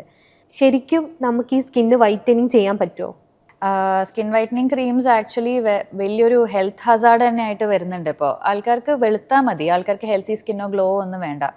ഈ സ്കിൻ വൈറ്റനിങ് ക്രീംസിലൊക്കെ ആക്ച്വലി അടങ്ങിയിരിക്കുന്നത് ഒന്ന് സ്റ്റിറോയിഡ്സ്. ഇവർ മാർക്കറ്റ് ചെയ്യുന്നത് ഹെർബൽ എന്നൊക്കെ പറഞ്ഞിട്ടാണ് കേട്ടോ. ബട്ട് ആക്ച്വലി ഇതിൽ അടങ്ങിയിരിക്കുന്നത് മെയിൻ ആയിട്ടുള്ള ഇൻഗ്രീഡിയൻറ്റ് സ്റ്റിറോയിഡ്സ് ആണ്. രണ്ടാമത്തേന്ന് വെച്ചാൽ ഹെവി മെറ്റൽസ് ലൈക്ക് മെർക്യൂറി. അപ്പോൾ ഈ സ്റ്റിറോയിഡ് ഉള്ള ക്രീംസ് നമ്മൾ യൂസ് ചെയ്യുമ്പോൾ നമ്മൾ സ്കിൻ അങ്ങ് തിന്നാവും. അപ്പോൾ ആക്ച്വലി നമ്മൾ വെളുക്കുകയല്ല ചെയ്യുന്നത്, സ്കിൻ ബിക്കംസ് തിൻ. അതിൻ്റെ അകത്തെ കൂടെയുള്ള ബ്ലഡ് വെസൽസ് ഒക്കെ നല്ല വൃത്തിക്ക് കാണും. So you look kind of ഒരു പിങ്ക് ഓർ റെഡ് പോലെ ഉണ്ടാവും. ഓക്കെ, സോ ഗ്രാജുവലി ഇത് യൂസ് ചെയ്തുകൊണ്ടിരിക്കുമ്പോൾ സ്കിന്ന് മെല്ലെ മെല്ലെ ഡാമേജ് ആയിക്കൊണ്ടിരിക്കും. നമുക്ക് ആക്നെ വന്നുകൊണ്ടിരിക്കും. പിന്നെ സ്കിന്ന് സെൻസിറ്റീവ് ആവും. ചെറിയ വെയിൽ കൊണ്ടാൽ പോലും പുകച്ചിലും ചൊറിച്ചിലൊക്കെ വരും. ആൻഡ് അനാവശ്യമായിട്ടുള്ള രോമം വരും. ഓക്കെ, ആൻഡ് ഇത് യൂസ് ചെയ്യുന്നത് നിർത്താൻ നോക്കുമ്പോൾ ശരിക്കും ഈ സ്മോക്കിങ്ങോ ആൽക്കഹോളോ ഒക്കെ നിർത്തുന്ന പോലെ ഒരു വിഡ്രോവൽ സിംറ്റംസ് വരും. ഇത് നിർത്തുമ്പോൾ വീണ്ടും കറുത്തു തുടങ്ങും. അപ്പോൾ വീണ്ടും അതെടുത്ത് അപ്ലൈ ചെയ്യും. അങ്ങനെ ഇത് നിർത്താൻ പറ്റാത്തൊരു അവസ്ഥയിലോട്ട് പോകും. ആൻഡ് ഇപ്പോൾ ഈ പറഞ്ഞ പോലെ പ്രോബ്ലം എന്താണെന്ന് വെച്ചാൽ സ്കിന്നിനെ മാത്രമല്ല ബാധിക്കുന്നത്, കിഡ്നീസ് ആൻഡ് ഇൻറ്റേർണൽ ഓർഗൻസിനെയും ബാധിക്കാൻ ചാൻസ് ഉണ്ട്. സോ ഒരാളുടെ സ്കിൻ ടോൺ ആക്ച്വലി വെളുപ്പിച്ചെടുക്കുക എന്നൊക്കെ പറഞ്ഞാൽ നടക്കുന്ന കാര്യമല്ല. നമുക്കിപ്പോൾ സ്കിന്നിൻ്റെ ഒരു ടാൻ മാറ്റിയെടുക്കാൻ പറ്റും. നമുക്കിപ്പോൾ യൂഷ്വലി ആൾക്കാർക്ക് കാണുന്ന ഒരു ഇപ്പോൾ ഫേസിലുള്ള കളറും ഷോൾഡറിലുള്ള കളറും ഒക്കെ ഡിഫറെൻ്റ് ആയിരിക്കും. സോ ഫേസിലും നെക്കിലും വരുന്ന ഒരു tan you can bring it ഒരു പരിധി വരെ നമുക്കത് കുറച്ചുകൊണ്ട് വരാൻ പറ്റും. അല്ലാതെ ഒരാളുടെ സ്കിൻ കളർ ആക്ച്വലി മാറ്റിയെടുക്കാൻ പറ്റില്ല. ആ ഒരു വെളുപ്പിനോടുള്ള ഒരു ക്രേസ് ആക്ച്വലി ആൾക്കാർ മറക്കണം. ഗ്ലൂട്ടാതയോൺ സ്കിൻ വൈറ്റനിങ്ങിന് എത്രത്തോളം ഹെൽപ്പ് ചെയ്യും? ഗ്ലൂട്ടാതയോൺ ആക്ച്വലി ഇപ്പോൾ ഏറ്റവും ഹൈപ്പുള്ള ഒരു സാധനമാണ്. നമുക്ക് പല ഫോമുലേഷനിലുണ്ട്. ഓക്കെ, സോ ഒന്നെന്ന് വെച്ചാൽ ക്രീംസും സോപ്സും ലോഷൻസും ഒക്കെ ആയിട്ട് അവൈലബിൾ ആണ്. ഇതൊക്കെ പ്രാക്ടിക്കലി യൂസ്ലെസ് ആണ്. നമ്മൾ സ്കിന്നിൻ്റെ പുറത്തോട്ട് ഗ്ലൂട്ടാതയോൺ യൂസ് ചെയ്തിട്ട് നമുക്ക് റിസൾട്ട് കിട്ടുമെന്ന് പറഞ്ഞാൽ മിക്കവാറും നടക്കാത്ത കാര്യമാണ്. പിന്നെ ഉള്ളൊരു ഫോമുലേഷൻ എന്ന് വെച്ചാൽ നമ്മുടെ ഈ ടാബ്ലറ്റ്സ് ആയിട്ട് കഴിക്കുന്നത്. അത് ഒരു പരിധിവരെ എഫക്റ്റീവ് ആണ് ആൻഡ് സേഫും ആണ്. നമുക്ക് IV എടുക്കുന്നതിൻ്റെ അത്രയും ഒരു റിസ്ക്കും കാര്യങ്ങളൊന്നുമില്ല, വലിയ പ്രശ്നങ്ങളൊന്നും ഇല്ലാതെ നമുക്ക് എടുക്കാൻ പറ്റും. പിന്നെ ഈ ഓറലി എടുക്കുന്ന എല്ലാ ടാബ്ലറ്റ്സിനും ഈ ഒരു ബയോ അവൈലബിലിറ്റി എന്ന് പറയുന്ന ഒരു പ്രശ്നമുണ്ട്. അതായത് കുറച്ചേ ബോഡിയിലേക്ക് അബ്സോർബ് ആവുള്ളൂ, ബാക്കി വേസ്റ്റ് ആയി പോകും. പിന്നെയുള്ളൊരു റൂട്ടാണ് IV. This is the most effective form of glutathione. But ഏറ്റവും റിസ്ക് ഉള്ളതും ഇതിന് തന്നെയാണ്. നമ്മളിപ്പോൾ ഡയറക്റ്റ്ലി ബ്ലഡിലേക്ക് ഒരു കാര്യം ഇൻട്രൊഡ്യൂസ് ചെയ്യുമ്പോൾ എപ്പോഴും നമ്മൾ സേഫ്റ്റീനെ പറ്റി കൺസേൺഡ് ആയിരിക്കണം. ഇപ്പോൾ സലോണിലും സ്പാസിലും വരെ IV ഗ്ലൂട്ടാതയോൺ കൊടുക്കുന്ന ഒരു അവസ്ഥയാണ്. ആക്ച്വലി ഈയിടെ ഒരു കല്യാണത്തിന് ഇങ്ങനെ ഒരു IV കൗണ്ടർ, അങ്ങനെ IV ഡ്രിപ്സ് ഒരു പോസ്റ്റ് ഹാങ് ഓവർ എന്നുള്ള രീതിയിൽ കൊടുക്കുന്നതായിട്ട് കണ്ടിട്ടുണ്ടായിരുന്നു. സോ അതൊക്കെ കുറച്ച് റിസ്ക്കിയാണ്. IV should always be done in a hospital setup under the supervision of A doctor. Okay, so IV effective ആണ്. ബട്ട് ഗ്ലൂട്ടാതയോണിൽ നിന്നും നമുക്ക് എക്സ്പെക്ടേഷൻസ് ഒരു റിയലിസ്റ്റിക് ആയിട്ട് സെറ്റ് ചെയ്യണം. ഗ്ലൂട്ടാതയോൺ എടുക്കുമ്പോൾ നമുക്ക് കിട്ടുന്ന സംഭവങ്ങൾ എന്ന് വെച്ചാൽ ഒന്ന് സ്കിൻ ഗ്ലോ വരും. പിന്നെ ജനറലി കുറച്ചും കൂടി എനർജറ്റിക് ആയിട്ട് ഫീൽ ചെയ്യും. പിന്നെ ഈ സ്കിൻ ലൈറ്റനിങ് എന്ന് പറയുന്നത് ആക്ച്വലി എല്ലാവർക്കും സംഭവിക്കുന്നില്ല. പ്രാക്ടിക്കലി നോട്ടീസ് ചെയ്തിട്ടുള്ള കുറച്ച് കാര്യങ്ങൾ എന്ന് വെച്ചാൽ ഒരു ഹെൽത്തി ലൈഫ് സ്റ്റൈൽ ഫോളോ ചെയ്യുന്നവർക്ക്, അധികം സൺ എക്സ്പോഷർ ഒന്നും ഇല്ലാത്ത ഒരാൾ, non smoker, non drinker and proper ഒരു സ്കിൻ കെയർ റൂട്ടീനൊക്കെ ഉള്ള ആൾക്കാർക്ക് കുറച്ചും കൂടി റിസൾട്ട് കിട്ടുന്നുണ്ട്. ആൻഡ് റിസൾട്ട് എന്ന് പറഞ്ഞാൽ ഈ പറഞ്ഞ പോലെ ഗ്ലോ ആണ് കൂടുതൽ, not more than skin lightening, ഒരു ഗ്ലോ ആണ് വരുന്നത്. ബട്ട് ഈ റിസൾട്ടും ആക്ച്വലി ടെമ്പററി ആണ്. ആൾക്കാർക്ക് ഒരു എക്സ്പെക്ടേഷൻ ആണ് ആക്ച്വലി റിയലിസ്റ്റിക് ആയിട്ട് വേണ്ടത്. അതായത് ഈ ഗ്ലൂട്ടാതയോൺ എങ്ങനെയെങ്കിലും കുറച്ച് IV ഇൻഫ്യൂഷൻസ് എടുത്ത് പെർമനൻ്റ് ആയിട്ട് അങ്ങ് വെളുക്കാം എന്നുള്ളൊരു എക്സ്പെക്ടേഷനിൽ പോയി കഴിഞ്ഞാൽ എന്തായാലും ഡിസപ്പോയിൻറ്റഡ് ആവും. ഇപ്പം നമ്മൾ സെറംസ് യൂസ് ചെയ്യുമ്പം മോർണിംഗിൽ ഒരു സെറം അല്ലെങ്കിൽ നൈറ്റിലേക്ക് ഒരു സെറം അങ്ങനെ ഉണ്ടാവുമല്ലോ. നമ്മൾ ഏത് സെറം മോർണിംഗ് യൂസ് ചെയ്യണ്ടേ? നമ്മുടെ morning skin care routine mainly target ചെയ്യുന്നത് പ്രൊട്ടക്ഷന് വേണ്ടിയിട്ടാണ്. നമ്മൾ സൺസ്ക്രീനൊക്കെ യൂസ് ചെയ്യുന്നതിന് വേണ്ടിയിട്ടാണല്ലോ. അപ്പോൾ രാവിലത്തെ സീറംസ് എന്ന് പറയുന്നത് മെയിൻലി ആൻറ്റി ഓക്സിഡൻ്റ് ആയിരിക്കണം. നമുക്ക് വിറ്റാമിൻ C യൂസ് ചെയ്യാം, നയസിനമൈഡ് യൂസ് ചെയ്യാം. അതേസമയം നൈറ്റ് നമ്മൾ യൂസ് ചെയ്യുന്ന സീറംസ് മെയിൻലി റിപ്പയറിന് വേണ്ടിയിട്ടാണ്. നമുക്കിപ്പോൾ സാലിസിലിക് ആസിഡ്, റെറ്റിനോള്, മോയ്സ്ചറൈസർ, അങ്ങനെ ജനറലി നൈറ്റ് ഇൻഗ്രീഡിയൻസ് എല്ലാം തന്നെ സ്കിന്നിനെ റിപ്പയർ ചെയ്തെടുക്കുന്ന ടൈപ്പ് ആയിരിക്കണം. എക്സ്ഫോളിയൻ്റ് ഒക്കെ നമ്മൾ യൂസ് ചെയ്യുന്നുണ്ടെങ്കിൽ നൈറ്റ് റൂട്ടീനിലാണ് യൂസ് ചെയ്യേണ്ടത്. മോർണിംഗ് യൂസ് ചെയ്ത് കഴിഞ്ഞാൽ സ്കിന്ന് സെൻസിറ്റീവ് ആവും. ഇപ്പോഴത്തെ ഒരു വർക്ക് ഷെഡ്യൂളൊക്കെ വെച്ചിട്ട് നമ്മൾ ചിലപ്പോൾ രാവിലെ മേക്കപ്പ് ഇട്ടാൽ അല്ലെങ്കിൽ വൈകുന്നേരമൊക്കെ ആയിരിക്കും റിമൂവ് ചെയ്ത് കളയാം. ശരിക്കും ഒരു മേക്കപ്പ് നമുക്ക് എത്ര നേരം നമ്മളെ സ്കിന്നിൽ വെക്കാൻ പറ്റും? ഒരുപാട് ഇപ്പോൾ ഒരു ഹെവി മേക്കപ്പും അങ്ങനെ കൊമഡോജനിക് ആയിട്ടുള്ളതൊന്നും അല്ലെങ്കിൽ ഒരു ഫുൾ ഡേ വെച്ചാലും കുഴപ്പമൊന്നുമില്ല. Make sure U remove it at the end of the day. ഇപ്പോൾ നമ്മൾ എൻഡ് ഓഫ് ദി ഡേ വന്നിട്ട് ക്ഷീണിച്ച് കിടന്നുറങ്ങുന്ന ഒരു അവസ്ഥ ഉണ്ടാവരുത്. പ്രോപ്പറായിട്ട് മേക്കപ്പ് റിമൂവർ, മൈസലർ വാട്ടർ എന്തെങ്കിലും വെച്ച് റിമൂവ് ചെയ്ത് ഫേസൊക്കെ വാഷ് ചെയ്തിട്ട് സ്കിൻ കെയറും ചെയ്തിട്ട് കിടക്കുന്നുണ്ടെങ്കിൽ it is okay, you can keep it for the whole day. Makeup റിമൂവിങ്ങിന് ഈ വെളിച്ചെണ്ണ യൂസ് ചെയ്യുന്നത് നല്ലതാണോ? മേക്കപ്പ് റിമൂവിങ്ങിന് വെളിച്ചെണ്ണ മേ ബി ഒരു ഡ്രൈ സ്കിൻ ടൈപ്പിനൊക്കെ ഓക്കെ ആയിരിക്കും. ഓയിലി സ്കിൻ ഉള്ളവർ ഒഴിവാക്കുന്നതായിരിക്കും നല്ലത്. ഇപ്പൊ യൂത്തിന്റെ ഇടയിൽ ഭയങ്കര നോർമലായിട്ട് കണ്ടുവരുന്ന ഒരു സാധനമാണ് കണ്ണിന്റെ അടിയിൽ കറുപ്പ്. അതിന്റെ റീസൺ ശരിക്കും ഉറങ്ങാത്തത് മാത്രമാണോ? ഐ സ്ട്രെയിൻ ഒരു ഫാക്ടറാണ്. നമുക്ക് പ്രൊലോങ്ഡ് ആയിട്ട് സ്ക്രീൻ ടൈം ഒക്കെ വരുമ്പോൾ കണ്ണിൻ്റെ അടിയിൽ ഹോളോവിങ് ഒക്കെ കൂടാൻ ചാൻസ് ഉണ്ട്. പിന്നെ അണ്ടർ ഐ ഡാർക്ക്നെസ് കുറേ കാരണങ്ങൾ കൊണ്ട് വരാം. നമുക്കിപ്പോൾ അലർജി എന്തെങ്കിലും ഉണ്ടെങ്കിൽ, നമുക്കിപ്പോൾ ഐ റബ്ബിങ് ഒരു ഹാബിറ്റ് ഉണ്ടെങ്കിൽ അണ്ടർ ഐ ഡാർക്ക്നെസ് വരാൻ സാധ്യതയുണ്ട്. സോ ഉറക്കക്കുറവ് മാത്രമല്ല, പിന്നെ കുറച്ച് ജനറ്റിക് ആയിട്ടും വരും. അണ്ടർ ഐ ഹോളോവിങ് പേരൻസിനൊക്കെ ഉണ്ടെങ്കിൽ അത് കുട്ടികൾക്കും വരാനൊക്കെ ചാൻസ് ഉണ്ട്. പിന്നെ ജനറലി അണ്ടർ ഐ ഏരിയയിൽ സ്കിൻ കെയർ നമ്മൾ എത്രത്തോളം യൂസ് ചെയ്യുന്നുണ്ടെന്നുള്ളത് ഒരു റെലവെൻ്റ് ആയിട്ടുള്ള കാര്യമാണ്. ഇപ്പോൾ സൺസ്ക്രീൻ ഒക്കെ യൂസ് ചെയ്യുമ്പോൾ നമ്മളിവിടെ ചീക്സിനും ഫോർഹെഡിനൊക്കെ അപ്ലൈ ചെയ്യും. You generally tend to skip the under eye area. ഐലിഡിൻ്റെ മേലെയൊക്കെ പൊതുവേ അപ്ലൈ ചെയ്യാറില്ല. സോ അതിനും വേണ്ടുന്ന ഒരു പ്രൊട്ടക്ഷൻ ഒക്കെ കൊടുക്കണം. അണ്ടർ ഐ ഡാർക്ക്നെസ് പൊതുവേ ആൾക്കാർ ട്രീറ്റ് ചെയ്യാൻ തുടങ്ങുമ്പോൾ ഏതെങ്കിലും ഒരു ഐ ക്രീം എടുത്ത് അപ്ലൈ ചെയ്യുക. ബട്ട് ഈ ഹോളോവിങ് പോലെയുള്ള പ്രശ്നങ്ങളുണ്ടെങ്കിൽ ഐ ക്രീമിനെ കൊണ്ട് പ്രത്യേകിച്ച് ബെനിഫിറ്റ് ഉണ്ടാവില്ല. നമുക്ക് ഓൾറെഡി വന്ന ആ ഒരു കളറ് നമുക്കത് മാറ്റിയെടുക്കാൻ പറ്റുമോ? കുറയ്ക്കാൻ പറ്റും. ബട്ട് അണ്ടർ ഐ ഡാർക്ക്നെസ് പൊതുവേ കുറച്ചൊരു ഡിഫിക്കൽട്ട് ടു ട്രീറ്റ് ആണ്. ആൻഡ് ചിലപ്പോൾ പ്രൊസീജിയേഴ്സും കൂടി വേണ്ടി വരും. അണ്ടർ ഐ ഫില്ലേഴ്സ് ആണെങ്കിലും ലേസർ ആണെങ്കിലും പീലാണെങ്കിലും അങ്ങനെ പ്രൊസീജിയേഴ്സ് ആയിട്ട് വേണ്ടി വരും. ഇൻസ്റ്റാഗ്രാമൊക്കെ ഇങ്ങനെ സ്ക്രോൾ ചെയ്യുന്നതിൻ്റെ ഇടയ്ക്ക് ഒരുപാട് ഡിസീസുകൾ നമ്മൾ കാണുന്നുണ്ട്. അപ്പം അതിൽ കണ്ടൊരു സാധനമാണ് HS, ഹൈഡ്രാഡനേറ്റീവ് സെപ്പറേറ്റീവ. യെസ്. ഇത് ഉണ്ടാവാനുള്ള കാരണം എന്താ? ഭയങ്കര കോമൺ ആയിട്ട് കണ്ടുവരുന്ന സാധനം. പക്ഷെ എന്താന്ന് വെച്ചാൽ ആൾക്കാർക്ക് അറിയില്ല ഇത് അവർക്ക് ഇതാണ് പ്രശ്നം എന്നുള്ളത് അവർക്ക് മനസ്സിലാവുന്നില്ല. അത് എങ്ങനെയാണ് നമ്മളത് മനസ്സിലാക്കണ്ടേ? എന്ത് കണ്ടീഷൻ വരുമ്പോഴാണ് നമ്മൾ ട്രീറ്റ് ചെയ്യണ്ടേ? തീർച്ചയായിട്ടും ഇത് സോഷ്യൽ മീഡിയ വന്നതുകൊണ്ട് ഒരു ഗുഡ് തിങ് ഈസ് ആൾക്കാർക്ക് ഇങ്ങനെയുള്ള കാര്യങ്ങളെ പറ്റി കുറച്ച് അവയർനെസ് വരുന്നുണ്ടെന്നുള്ളതാണ്. ഇപ്പോൾ ഹൈഡ്രാഡനേറ്റീവ് സെപ്പറേറ്റീവ എന്ന് പറഞ്ഞാൽ ബേസിക്കലി നമ്മുടെ ബോഡിയിലുള്ള മടക്കുകളിലൊക്കെ ഉള്ള ഹെയർ ഫോളിക്കിളിൻ്റെ ഒരു ഡിസീസാണ്. ക്രോണിക് ആയിട്ട് വരുന്ന ഒരു ഡിസീസാണ്. അപ്പോൾ സംഭവിക്കുന്നത് എന്താണെന്ന് വെച്ചാൽ നമുക്ക് കുറച്ച് പെയിൻഫുൾ ആയിട്ടുള്ള ബംപ്സ് ആയിട്ട് വരും. അത് കുരു പോലെ ഉണ്ടാവും. എല്ലാവരും വിചാരിക്കും ഓക്കെ എനിക്ക് കക്ഷത്തിലൊരു കുരുവുണ്ട് അങ്ങനെ വിചാരിക്കുള്ളൂ. പക്ഷേ ഇത് സാധാരണ ഒരു കുരുവല്ല. ഇത് പഴുപ്പായിട്ട് വരും. പിന്നെ ചലവും വെള്ളം ഒലിക്കുന്ന പാടുകളായിട്ട് വരും. ആൻഡ് ഇത് ഉണങ്ങുമ്പോൾ എന്താ പ്രശ്നം എന്ന് വെച്ചാൽ ടൈറ്റ് ആയിട്ടുള്ള ഒരു സ്കാർ ആയിട്ടായിരിക്കും മിക്കവാറും ഉണങ്ങുന്നത്. ആൾക്കാർക്ക് ഇതിനെക്കൊണ്ട് ഒരുപാട് ഒരു കോംപ്ലെക്സും പിന്നെ ഒരു ഇമോഷണലി പൊതുവേ ഡൗൺ ആയിരിക്കും ആൾക്കാർ. സോ മോസ്റ്റ് ഇമ്പോർട്ടൻ്റ്ലി അഡ്രസ്സ് ചെയ്യേണ്ട ഒരു കാര്യം എന്ന് വെച്ചാൽ ഇതൊരു ഇൻഫെക്ഷൻ അല്ല, ഒരാളിൽ നിന്ന് മറ്റൊരാളിലേക്ക് പകരുന്ന അസുഖമല്ല. സോ അങ്ങനെ ഒരു ഫിയർ ഇപ്പോൾ ആൾക്കാർക്ക് ഡ്രസ്സ് ഷെയർ ചെയ്യാനും അങ്ങനെയുള്ള ഇതിനൊക്കെ ഒരു ഡിഫിക്കൽട്ടി ഉണ്ടാവുന്നുണ്ട്.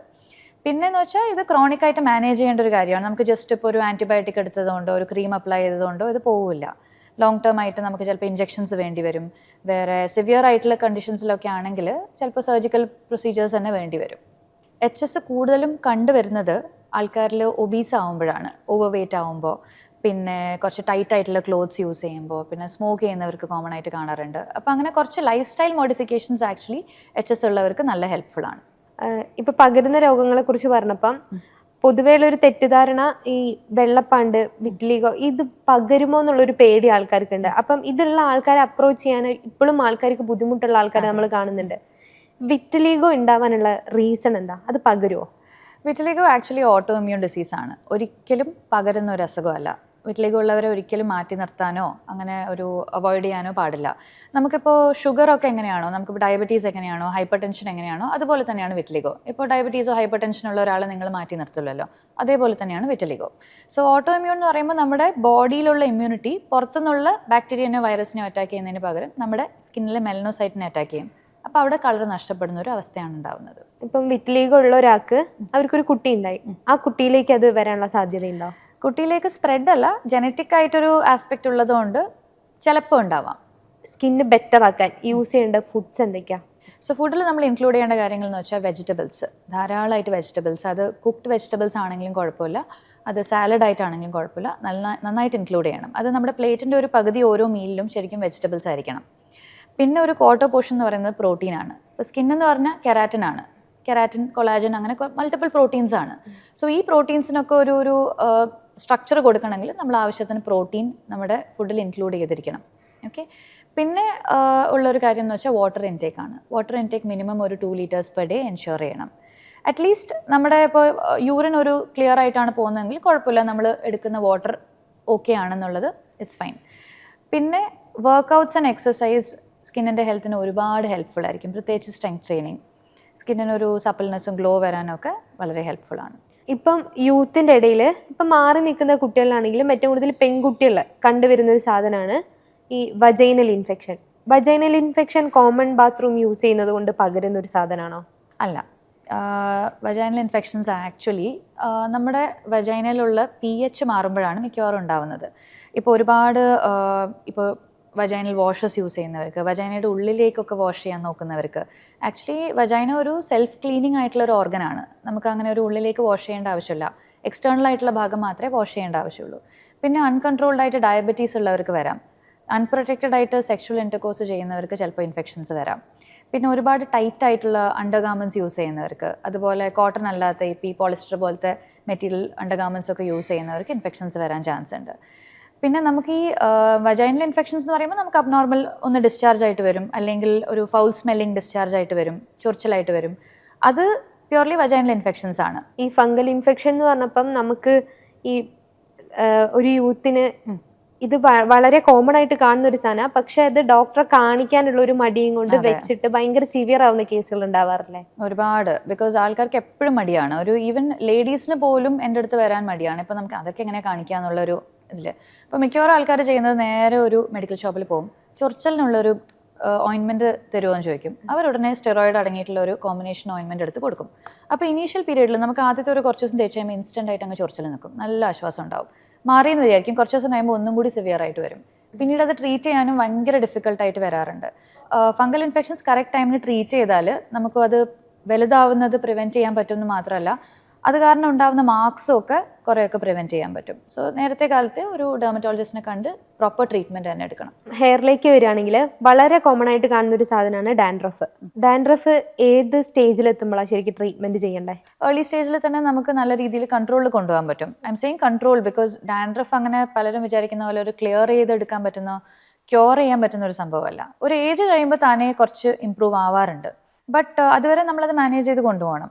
ഡാൻഡ്രഫ് പ്രോൺ സ്കാൽപ്പ് ഉള്ളവർ കുറച്ച് ഫ്രീക്വൻ്റ് ആയിട്ട് ഹെയർ വാഷ് ഒക്കെ ചെയ്യണം, മെഡിക്കേറ്റഡ് ഷാംപൂസ് യൂസ് ചെയ്യണം, അങ്ങനെ കുറച്ചൊന്ന് കെയർ ചെയ്യണം. ഈ ഹെഡിൽ കാണുന്ന വൈറ്റ് കളറിലുള്ളതെല്ലാം ഡാൻഡ്രഫ് ആണോ?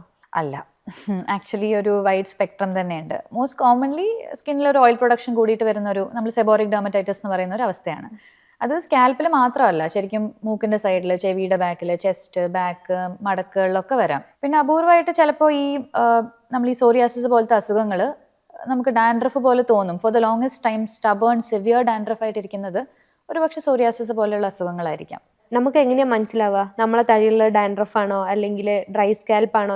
യൂഷ്വലി ഹെയർ ഓയിലിംഗ് ഹെൽപ്ഫുൾ ആണ്. നമുക്ക് ഹെയർ ഓയിൽ യൂസ് ചെയ്യുമ്പോൾ ഈ ഡാൻഡ്രഫ് വേഴ്സ് ആവുന്നുണ്ടെങ്കിൽ നമ്മളത് നോർമൽ ആ ഒരു സെബോറിക് ഡെർമറ്റൈറ്റിസ് തന്നെയാണ്. ബിക്കോസ് ഓൾറെഡി കൂടുതൽ ഓയിൽ പ്രൊഡക്ഷൻ ഉണ്ട്, അതിൻ്റെ കൂടെ ഓയിൽ അപ്ലൈ ചെയ്യുമ്പോൾ it is getting worse. But നമുക്കൊരു ഇടയ്ക്കൊരു വാം ഓയിൽ മസാജൊക്കെ ചെയ്തിട്ട് ഷാംപൂ ചെയ്ത് കഴിയുമ്പോൾ റിലീഫ് ഉണ്ടെങ്കിൽ it may be due to dry scalp. വളരെ കൂടുതലായിട്ട് കണ്ടുവരുന്ന ഒരു സാധനം ആയുർവേദിക് എണ്ണകൾ യൂസ് ചെയ്യുക. അപ്പം നമ്മളെ മുടി വളരും, മുടി കൊഴിച്ചിൽ കുറയും. എണ്ണയുടെ യൂസും ഹെയർ ഗ്രോത്തും തമ്മിൽ എന്തെങ്കിലും കണക്ഷൻ ഉണ്ടോ? ഒരു കണക്ഷനും ഇല്ല. ഹെയർ ഗ്രോത്ത് എന്ന് പറയുന്നത് ഒരാൾക്കിപ്പോൾ എത്ര നീളത്തിൽ മുടി ഉണ്ടാവും, എത്ര തിക്കായിട്ട് മുടി ഉണ്ടാവും എന്നുള്ളത് കംപ്ലീറ്റ്ലി തീരുമാനിക്കുന്നത് അയാളുടെ ജെനറ്റിക്സ് ആണ്. അതിനുശേഷമേ ബാക്കി പറഞ്ഞ കാര്യങ്ങളൊക്കെ, ലൈഫ് സ്റ്റൈല്, ഫുഡ്, അതൊക്കെ അതിന് ശേഷമേ ഉള്ളൂ. ഹെയർ ഗ്രോത്തിന് സോഷ്യൽ മീഡിയ തന്നെ വളരെ കൂടുതലായിട്ട് ആൾക്കാർ യൂസ് ചെയ്യുന്നുണ്ട് ഡെർമാ റോളർ, റോസ്മേരി വാട്ടറും ഡെർമാ റോളറൊക്കെ. ഇത് രണ്ടും എങ്ങനെയാണ് നമ്മളെ ഹെയറിനെ ഹെൽപ്പ് ചെയ്യുന്നത്? റോസ്മേരി വാട്ടർ ഒരു പരിധി വരെ ഹെൽപ്ഫുൾ ആണ്. നോട്ട് കമ്പയറബിൾ ടു നമുക്ക് മെഡിക്കലി പ്രിസ്ക്രൈബ് ചെയ്യുന്ന ലോഷൻസിൻ്റെ അത്രയും എഫക്റ്റീവ് അല്ലെങ്കിലും ഓക്കെ, കുഴപ്പമില്ല, relatively safe. But Derma roller എന്ന് പറയുന്ന ഒരു സാധനം ആക്ച്വലി ഡേഞ്ചറസ് ആണ്. അതങ്ങനെ ഒരു നമുക്ക് ചീർപ്പ് പോലെ വെറുതെ ഉപയോഗിച്ചിട്ട് അവിടെ ഇടാൻ പറ്റുന്ന ഒരു സാധനമല്ല. നീഡിൽസ് ഉണ്ട്, അപ്പോൾ അതിൽ ഡെഫിനറ്റ്ലി എപ്പോഴും ഒരു ഇൻഫെക്ഷൻ്റെ റിസ്ക് ഉണ്ട്. ഡെർമാ റോളർ നമ്മളങ്ങനെ വീട്ടിൽ നിന്ന് ഒരിക്കലും ഉപയോഗിക്കാൻ പാടില്ല. അതൊരു മെഡിക്കൽ പ്രൊഫഷണൽ, ഒരു മെഡിക്കൽ പ്രൊസീജിയറാണ് നമ്മൾ മൈക്രോ നീഡ്ലിംഗ് എന്ന് പറയുന്നത്. So definitely not safe for home use. Common ആയിട്ട് നമുക്ക് എല്ലാവർക്കും യൂസ് ചെയ്യാൻ പറ്റുന്ന ഒരു പ്രോഡക്റ്റ് ആണോ മിനോക്സിഡിൽ? നോ, മിനോക്സിഡിൽ അങ്ങനെ ഒരു എല്ലാ ഹെയർ ഫോളിനും പറ്റുന്ന പ്രൊഡക്റ്റ് അല്ല. ആൻഡ് ആക്ച്വലി ചിലതരം ഹെയർ ഫോളിന് മിനോക്സിഡിൽ തന്നെയാണ് ഏറ്റവും effective. There is nothing else as effective as minoxidil. But എല്ലാവരും ഉപയോഗിക്കേണ്ട കാര്യമില്ല. ഇപ്പോൾ സാധാരണ നമുക്കിപ്പോൾ ഒരു പനി വന്ന് പോയാലുണ്ടാകുന്ന ഒരു മുടി കൊഴിച്ചൽ, അല്ലെങ്കിൽ നമുക്കൊന്ന് ന്യൂട്രീഷണൽ ഡെഫിഷ്യൻസി വന്ന് നമ്മൾ ഹീമോഗ്ലോബിനൊക്കെ കുറഞ്ഞിട്ട് വരുന്ന ഒരു മുടി കൊഴിച്ചലിന് നമ്മൾ ഈ മിനോക്സിഡിൽ യൂസ് ചെയ്യേണ്ട കാര്യമൊന്നുമില്ല. ഹെയർ ഫോളിൻ്റെ കോസ് അഡ്രസ്സ് ചെയ്താൽ മതി. ബട്ട് ഈ ഒരു പാരമ്പര്യമായിട്ട് പോകുന്ന മുടി, നമുക്ക് നെറ്റി കയറി പോവുക, ഉള്ളു കാണുക, ഒരു ബോൾഡിംഗ് ആയിട്ട് വരുന്ന ഹെയർ ഫോളിനൊക്കെ ആക്ച്വലി വെരി എഫക്റ്റീവ് ആണ്. പിന്നെ അതേപോലെ നമ്മൾ എപ്പോഴും കേൾക്കുന്ന ഒരു കാര്യമാണ് ഈ ക്ലോറിൻ വാട്ടർ യൂസ് ചെയ്ത് കഴിഞ്ഞാൽ നമ്മളെ മുടി കൊഴിഞ്ഞു പോകും. ക്ലോറിൻ വാട്ടർ ചിലപ്പോൾ മുടിയുടെ ക്വാളിറ്റിക്ക് ഒരു മാറ്റം വരുമായിരിക്കും. നമുക്കിപ്പോൾ മുടി കുറച്ച് ഡ്രൈ ആവാനോ ഫ്രിസി ആവാനോ ഒക്കെ സാധ്യതയുണ്ട്. But again hair growth comes from within. നമ്മുടെ ഹെൽത്തിനെയാണ് റിഫ്ലക്റ്റ് ചെയ്യുന്നത്.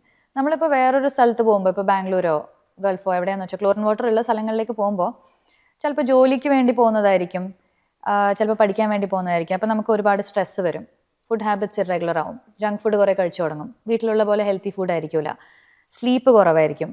അപ്പോൾ ഇതൊക്കെ കൂടിയാണ് മുടി കൊഴിച്ചിൽ ഉണ്ടാക്കുന്നത്. ബട്ട് നമുക്ക് എളുപ്പം ഇതാണ് ക്ലോറിൻ വാട്ടർ അപ്പോൾ മുടി പോയി തുടങ്ങി എന്നുള്ളത്. ഇപ്പം എൻ്റെയൊക്കെ ചെറുപ്പകാലത്ത് ഞാൻ ഈ നര കണ്ടിട്ടുള്ളത് കുറച്ച് പ്രായമായിട്ടുള്ള ആൾക്കാരിലായിരുന്നു. പക്ഷേ ഇപ്പം യൂത്തിൻ്റെ ഇടയിൽ, ഇപ്പം നമ്മളെ കൂടെ വർക്ക് ചെയ്യുന്ന കൊളീഗ്സിൻ്റെ ഇടയിലാണെങ്കിലും ഭയങ്കര കോമൺ ആയിട്ട് കാണുന്ന ഒരു സാധനമാണ് നര. ഇപ്പോൾ എല്ലാം അകാല നര അല്ല കേട്ടോ. നമ്മൾ 25 വയസ്സിൽ കുറഞ്ഞ പ്രായത്തിൽ ഒരാൾക്ക് നര വന്നാൽ മാത്രമേ അകാല നര എന്ന് പറയുള്ളൂ. അറ്റ് 35 and 40 ആണോ നര നോർമലാണ്, നോർമൽ ഏജിങ്ങിൻ്റെ ഭാഗമാണ്. ബട്ട് യെസ്, അകാല നരയുടെ ഒരു ഫ്രീക്വൻസി കുറച്ച് കൂടി വരുന്നുണ്ട്. മെയിൻ ഫാക്ടർ ജെനറ്റിക്സ് ആണ്. നമുക്ക് നേരത്തെ നരക്കുമോ എന്നുള്ളത് നമ്മുടെ ജീൻസ് ആണ് ഡിറ്റർമൈൻ ചെയ്യുന്നത്. വീട്ടിൽ എല്ലാവർക്കും നേരത്തെ നരച്ചിട്ടുണ്ടെങ്കിൽ നമുക്ക് നേരത്തെ നരക്കുക തന്നെ ചെയ്യും. ഫർദർ കോൺട്രിബ്യൂട്ട് ചെയ്യുന്ന കാര്യങ്ങളെന്ന് വെച്ചാൽ സ്ട്രെസ്സ്, ഓക്കെ, ന്യൂട്രീഷണൽ ഡെഫിഷ്യൻസീസ്, അപ്പോൾ ലൈഫ് സ്റ്റൈലിലുള്ള ചേഞ്ചസ്, അതൊക്കെ കൊണ്ടാണ്. പണ്ടുള്ളവർക്ക് കുറച്ചും കൂടി ഹെൽത്തിയർ ആയിട്ടുള്ള ഹാബിറ്റ്സ് ആയിരുന്നു, ഹെൽത്തിയർ ഫുഡായിരുന്നു. അതുകൊണ്ടാണ് കുറേയൊക്കെ അവർ ഹെൽത്തി ആയിട്ടിരുന്നത്. മുടി പറിക്കുന്നതും നരയ്ക്കുന്നതും തമ്മിൽ എന്താ കണക്ഷൻ? ഒരു കണക്ഷനും ഇല്ല. നരച്ച മുടി നമുക്കൊരു പ്രായം കഴിയുമ്പോൾ നരയുടെ എണ്ണം സ്വാഭാവികമായിട്ടും കൂടിക്കൂടി വരും. എപ്പോഴാണ് നരക്കുന്നതെന്ന് വെച്ചാൽ പിന്നെ നരയുടെ എണ്ണം കൂടാൻ പോകുന്നേ ഉള്ളൂ. അപ്പം നമ്മൾ ആ പറിക്കുന്നതും കൂടുതൽ വരുന്നതും തമ്മിൽ യാതൊരു ബന്ധവുമില്ല, എന്തായാലും വരും. ഹെയർ ഫാൾ എന്ന് പറയുമ്പം ഇപ്പം കുറേ ആൾക്കാരിൽ കണ്ടുവരുന്ന ഒരു കാര്യമാണ് ഈ വട്ടത്തിൽ ഇങ്ങനെ മുടി കൊഴിഞ്ഞു പോകുന്നത്. അപ്പം ആണുങ്ങളിലാണെങ്കിൽ അത് താടിയിലേക്ക് വരുന്നുണ്ട്, പിന്നെ അതേപോലെ ഹെയർ ഫാൾ ആയിട്ടും കാണുന്നുണ്ട്. ഇത് ശരിക്കും എന്ത് കണ്ടീഷനാ? ഈ ഒരു റൗണ്ടായിട്ട് പാച്ചി ആയിട്ട് മുടി പോകുന്നത് ആക്ച്വലി അലോപീഷ്യ ഏരിയേറ്റ എന്ന് പറഞ്ഞ് വേറെ തന്നെ ഒരു ഓട്ടോ ഇമ്മ്യൂൺ കണ്ടീഷനാണ്. അപ്പോൾ നമ്മുടെ ഇമ്മ്യൂൺ സിസ്റ്റം നമ്മുടെ ഹെയർ ഫോളിക്കിളിനെ ഡിസ്ട്രോയ് ചെയ്യുന്ന ഒരു അവസ്ഥയാണ്. ഇത് സ്കാൽപ്പിൽ വരാം, താടിയിൽ, മീശയിൽ, ഈവൻ ബോഡി ഹെയറിലൊക്കെ വരാം. ഇത് ചിലപ്പോൾ വളരെ മൈൽഡ് ആയിരിക്കും, 1-2 പാച്ചസ് ആയിട്ട് താനെ അങ്ങ് മാറിപ്പോവും. ചിലപ്പോൾ നന്നായിട്ട് ഇപ്പോൾ ബോഡി ഹെയർ മൊത്തം കൊഴിഞ്ഞു പോകുന്ന ഒരു അവസ്ഥയിലേക്ക് വരെ പോകാവുന്നതാണ്. അപ്പോൾ ഇതിനെ ആക്ച്വലി പ്രോപ്പറായിട്ട് ഡയഗ്നോസ് ചെയ്ത് നേരത്തെ കാലത്തെ ട്രീറ്റ് ചെയ്യുന്നത് റിക്കവറി കുറേ ഹെൽപ്പ് ചെയ്യും. ഇതിനും നമ്മൾ ഈ കിലോയിഡിന് കൊടുക്കുന്ന പോലെ ഇൻട്രാലീഷണൽ സ്റ്റെറോയിഡ് ഇഞ്ചെക്ഷൻസ് കൊടുക്കാറുണ്ട്. അലോപീഷ്യ വന്നാൽ അത് കംപ്ലീറ്റ് ആയിട്ട് നമുക്ക് ക്യൂർ ചെയ്തെടുക്കാൻ പറ്റുമോ? എല്ലാ കേസിലും പറ്റില്ല. ചില കേസസിൽ in most cases actually recovery complete ആണ്. ബട്ട് ചില കേസസിലെങ്കിലും ഹെയർ ലോസ് കംപ്ലീറ്റ് ആയിട്ട്, ഇപ്പോൾ നമുക്ക് തലയിൽ തന്നെ ഒരുപാട് പാച്ചസ് വരും, ചിലപ്പോൾ തലയിലുള്ള ഹെയർ കംപ്ലീറ്റ് ആയിട്ട് നഷ്ടപ്പെടും, ബോഡിയിലുള്ള ഹെയർ കംപ്ലീറ്റ് ആയിട്ട് നഷ്ടപ്പെടുന്ന സിറ്റുവേഷൻസ് ഒക്കെ ഉണ്ടാവാറുണ്ട്. ഹെയർ ഫാളിനാണെങ്കിൽ ഒരുപാട് ട്രീറ്റ്മെന്റുകളുണ്ട്. പണ്ടൊക്കെ പറയുന്നു കഷണ്ടിക്ക് മരുന്നില്ല എന്ന്, പക്ഷെ ഇപ്പം അതിനൊക്കെ മരുന്നുണ്ട്. ഏറ്റവും കൂടുതൽ എഫക്റ്റീവായിട്ട് അല്ലെങ്കിൽ ഏറ്റവും കൂടുതൽ ആൾക്കാർ ചെയ്തു വരുന്ന ഒരു ട്രീറ്റ്മെന്റ് എന്താ? Depends on the stage of your കഷണ്ടി. നമുക്കിപ്പോൾ ഒരു നെറ്റി കയറി പോകുന്ന ഒരാൾക്ക് നെറ്റി ആണ് കൂടുതൽ കൺസേൺ എങ്കിൽ അതിന് ഹെയർ ട്രാൻസ്പ്ലാന്റ് ആണ് ഏറ്റവും നല്ല ഐഡിയ. പിന്നെ നമുക്കിപ്പോൾ ജനറലി ഇപ്പോൾ ഒരു തിന്നിങ് ഒക്കെ ഉള്ള ഒരാൾക്ക് വീട്ടിൽ നിന്ന് അപ്ലൈ ചെയ്യാനുള്ള ഒബ്വിയസ്ലി മെഡിസിൻസും കാര്യങ്ങളൊക്കെ ഉണ്ടാവും. പ്രോപ്പറായിട്ടൊരു ലൈഫ് സ്റ്റൈൽ ഫോളോ ചെയ്യണം. പിന്നെ ഇൻ ക്ലിനിക്ക് നമ്മൾ ചെയ്യുന്ന ട്രീറ്റ്മെൻറ്റ്സിൽ ഇപ്പോൾ PRP, GFC, QR678 അങ്ങനെ ഒരുപാട് ഇഞ്ചക്ഷൻ ട്രീറ്റ്മെൻറ്റ്സ് ഉണ്ട്. ഇതിലൊക്കെ നല്ല റിസൾട്ട്സ് ആണ്. ഇത് മൾട്ടിപ്പിൾ സെഷൻസ് ആയിട്ട് ചെയ്യേണ്ടി വരും. ഈ പറഞ്ഞ പോലെ നമ്മളിപ്പോൾ കഷണ്ടി ആയിട്ട് ജീവിക്കേണ്ട ഒരു ആവശ്യമില്ല. നമ്മൾ ട്രീറ്റ്മെൻറ്റ് ചെയ്യാൻ തയ്യാറാണെങ്കിൽ you can live with your hair, no problem. And but maintenance lifelong ആണ്. നമ്മളിപ്പോൾ ആ കഷണ്ടി പോലെയുള്ള മുടി കൊഴിച്ചിൽ നമുക്ക് എന്തെങ്കിലും ചെയ്ത് ക്യൂർ ചെയ്തെടുക്കാൻ പറ്റും എന്നുള്ളൊരു എക്സ്പെക്ടേഷനിൽ നിൽക്കരുത്. മുടി വേണോ, കണ്ടിന്യൂസ്ലി മരുന്ന് യൂസ് ചെയ്യാൻ റെഡി ആയിരിക്കണം. Most of the effort is from the patient side. ഇപ്പോൾ മരുന്ന് ഉപയോഗിക്കേണ്ടത് അവരാണ്, ലൈഫ് സ്റ്റൈൽ ചേഞ്ചസ് വരുത്തേണ്ടത് അവരാണ്. ഒരു അൺഹെൽത്തി ലൈഫ് സ്റ്റൈൽ ആണെങ്കിൽ അത് മുടി മെയിൻറ്റെയിൻ ചെയ്യാൻ ബുദ്ധിമുട്ടാണ്. So most of the effort is from the patient side. ഈ ചെറുപ്പത്തിലൊക്കെ നമുക്ക് മുടി വളരാതിരിക്കുന്ന സമയത്ത് വീട്ടുകാർ ചെയ്യുന്ന ഒരു കാര്യമാണ് കംപ്ലീറ്റ് ആയിട്ട് മുട്ടയിടിച്ച് കളയും അല്ലെങ്കിൽ വടിച്ചു കളയും. പറയും മുടി ഹെയർ ഗ്രോത്ത് കൂടുതലായിട്ട് വരും. അതേപോലെ നമ്മളിപ്പോൾ വാക്സ് ചെയ്യുകയാണെങ്കിലും പറയുന്ന ഒരു കാര്യമാണ് വാക്സ് ചെയ്യരുത്. വാക്സ് ചെയ്ത് കഴിഞ്ഞാൽ ഹെയർ ഗ്രോത്ത് കൂടുതലായിട്ട് വരും. നമ്മൾ ഈ ഹെയർ റിമൂവ് ചെയ്യുന്നതിനനുസരിച്ച് ഹെയർ ഗ്രോത്ത് കൂടാനുള്ള സാധ്യതയുണ്ടാവും. നോ മുടിക്ക് അങ്ങനെ ഒരു എന്താ പറയാ അങ്ങനെ പ്രതികാര മനോഭാവമൊന്നുമില്ല. നമ്മളിപ്പോൾ ഷേവ് ചെയ്താൽ കൂടുതൽ വരുമോ അല്ലെങ്കിൽ വാക്സ് ചെയ്താൽ കൂടുതൽ വരുമോ ഒന്നുമില്ല. എങ്ങനെയാണോ വരേണ്ടിയിരുന്നത് അതേപോലെ തന്നെ വരുള്ളൂ. കുട്ടികൾക്കുണ്ടല്ലോ ചെറുപ്പത്തിൽ, വളരെ ചെറുപ്പത്തിൽ ഓൾറെഡി കുറച്ചൊരു ഫൈൻ ആയിട്ടുള്ള ഹെയർ ആയിരിക്കും, വെല്ലസ് ഹെയർ എന്ന് പറയും. അത് സോഫ്റ്റ് ആൻഡ് സിൽക്കി ആൻഡ് വലിയൊരു ഡാർക്ക് കളർ അല്ലാത്ത ഹെയർ ആയിരിക്കും. പിന്നീട് നാച്ചുറലി തന്നെ അവരെ ഹെയർ കുറച്ചും കൂടി ഡാർക്കർ ആവും. ഇതിപ്പോൾ ഷേവ് ചെയ്യാതെ ഒരു കുട്ടീനെ വെച്ച് കഴിഞ്ഞാൽ അവർക്ക് ഗ്രാജുവലി ഈ പഴയ മുടി കൊഴിഞ്ഞു പോയിട്ട് ആ ഒരു തിക്കർ ഹെയറിലോട്ട് തന്നെ വരും. സോ ഷേവ് ചെയ്യാൻ ഇഷ്ടമാണെങ്കിൽ ഷേവ് ചെയ്യാം, ബട്ട് അതിനെ കൊണ്ട് കൂടുതൽ മുടി വരുമൊന്നുമില്ല. ഹെയർ കളർ ചെയ്യുന്നതും ഹെയർ ട്രീറ്റ്മെന്റ് ചെയ്യുന്നതും ഹെയർ ഫാൾ ഉണ്ടാക്കാനുള്ള സാധ്യത ഉണ്ടാവും. ആക്ച്വലി ഹെയർ കളർ ചെയ്താൽ നമുക്കിപ്പോൾ ഒരു കെയർഫുള്ളായിട്ടൊക്കെ ചെയ്താൽ ഹെയർ ഡ്രൈ ആവും എന്നല്ലാണ്ട് വലുതായിട്ടൊരു ഹെയർ ഫാൾ വരില്ല. ബട്ട് ബാക്കി ഈ പറയുന്ന നമ്മുടെ Botox, nanoplastia, smoothening, straightening, keratin, cystine എന്ത് ചെയ്താലും ഒരു ഹെയർ ഫാൾ ഉണ്ടാവുന്നുണ്ട്. പലപ്പോഴും പ്രോബ്ലം എന്താണെന്ന് വെച്ചാൽ സലൂണിന് ഈ ഒരു പ്രൊസീജിയേഴ്സൊക്കെ ഒരു ഹെയർ ഫോളിൻ്റെ സൊല്യൂഷൻ ആയിട്ടാണ് ഓഫർ ചെയ്യുന്നത്. ഹെയർ ഫോൾ ഉണ്ടോ, ഹെയർ ഒക്കെ ഡാമേജ് ആയല്ലോ, ഡു കെരാറ്റിൻ, ഡു സിസ്റ്റിൻ. ഇതിലൊന്നും ആക്ച്വലി കെരാറ്റിനോ സിസ്റ്റിനോ അങ്ങനെ പ്രോട്ടീനോ ഒന്നുമില്ല. എല്ലാം പലതരം ഡിഫറെൻ്റ് ആയിട്ടുള്ള ഹെയർ സ്ട്രെയിറ്റനിങ് പ്രൊസീജിയേഴ്സ് ആണ്. എല്ലാം ചെയ്യുന്നത് ഒന്ന് തന്നെയാണ്. ഹെയറിനെ കുറച്ച് ഫ്രിസി ആയിട്ടുള്ള ഹെയറിനെ കുറച്ച് മാനേജബിൾ ആക്കുക എന്നുള്ളത് മാത്രമേ ഉള്ളൂ. പണ്ടൊക്കെ ഭയങ്കര പ്രശ്നം അല്ലെങ്കിൽ ഭയങ്കര ഇൻസെക്യൂരിറ്റി വന്നൊരു സാധനമായിരുന്നു കേളി ഹെയർ. പക്ഷെ ഇപ്പം അത് ഭയങ്കര ട്രെൻഡായിട്ട് ആൾക്കാർ ഭയങ്കരമായിട്ട് അക്സെപ്റ്റ് ചെയ്ത് തുടങ്ങിയൊരു സാധനമാണ്. ഈ ഹെയർ ടൈപ്പ് അനുസരിച്ച് ഹെയർ കെയർ നമ്മൾ മാറ്റിക്കൊണ്ടിരിക്കണം. ഹെയറിൻ്റെ ടൈപ്പ് അനുസരിച്ച് ഡെഫിനറ്റ്ലി നമ്മൾ ഹെയർ കെയർ റൂട്ടീൻ മാറ്റണം. പിന്നെ കുറച്ച് ഫ്രിസി ആയിട്ടുള്ള ഹെയർ ഉള്ളവരൊക്കെ ആണെങ്കിൽ എപ്പോഴും കണ്ടീഷണർ യൂസ് ചെയ്യുന്നത് നല്ലതാണ്. അതേസമയം ഒരു എന്താ പറയുക, ഒരു വെരി സ്ട്രെയിറ്റ് ആയിട്ടുള്ള സോഫ്റ്റ് ഹെയർ ഉള്ളവർക്കൊക്കെ ഇടയ്ക്ക് ഇപ്പോൾ സ്കിപ്പ് ചെയ്താലും വലിയ കുഴപ്പമില്ല. പിന്നെ ഒരുപാട് ഹെവി ആയിട്ടുള്ള ലീവ്-ഇൻ കണ്ടീഷണേഴ്സ് ഒന്നും യൂസ് ചെയ്യേണ്ട കാര്യമില്ല. ഷാമ്പു സെലക്ട് ചെയ്യുമ്പം എല്ലാ ഡോക്ടർമാരും പറയും നമ്മൾ മൈൽഡ് ആയിട്ടൊരു ഷാമ്പു യൂസ് ചെയ്യണം. ഡെയിലി യൂസ് ചെയ്യാനാണെങ്കിൽ മൈൽഡ് ഷാമ്പു യൂസ് ചെയ്യണം. മൈൽഡ് ഷാമ്പു തിരഞ്ഞെടുക്കുമ്പോൾ അതിൽ എന്തൊക്കെ ഇൻഗ്രീഡിയൻസ് ആണ് നോക്കണ്ടേ? മൈൽഡ് ഷാമ്പു സെലക്ട് ചെയ്യുമ്പോൾ നമ്മൾ മിക്കവാറും സൾഫേറ്റ് ഫ്രീ എന്നാണ് പറയാറ്. ഓക്കെ, സോ നമുക്ക് സൾഫേറ്റ്സിൻ്റെ ഗുണമുണ്ട് ദോഷമുണ്ട്. സൾഫേറ്റ് ഇപ്പോൾ നമ്മൾ നല്ല ഓയിലി സ്കാൽപ്പൊക്കെ ഉള്ളവർക്ക് ആക്ച്വലി ഹെൽപ്ഫുൾ ആണ്. ബട്ട് ഇപ്പോൾ ഡെയിലി ഷാമ്പു ചെയ്യേണ്ടവർക്കൊക്കെ ഡെയിലി സൾഫേറ്റ് ഉള്ള ഷാമ്പു യൂസ് ചെയ്ത് കഴിഞ്ഞാൽ ചിലപ്പോൾ ഹെയർ ഒക്കെ ഒരു ഡ്രൈ ആവാൻ സാധ്യതയുണ്ട്. അപ്പോൾ സൾഫേറ്റ് ഫ്രീ ആയിട്ടുള്ള ഷാമ്പു യൂസ് ചെയ്യാം. പിന്നെ കണ്ടീഷണർ യൂസ് ഒന്ന് പ്രോപ്പറായിട്ട് ചെയ്യാം. ഹെയർ വാഷിൻ്റെ ഒരു ടൈം ഭയങ്കര കുറഞ്ഞു വരിക. ഹെയർ വാഷ് എല്ലാവരും എത്ര ദിവസം കൂടുമ്പോൾ ചെയ്യണം? അങ്ങനെ ഒരു one formula for every one ഇല്ല.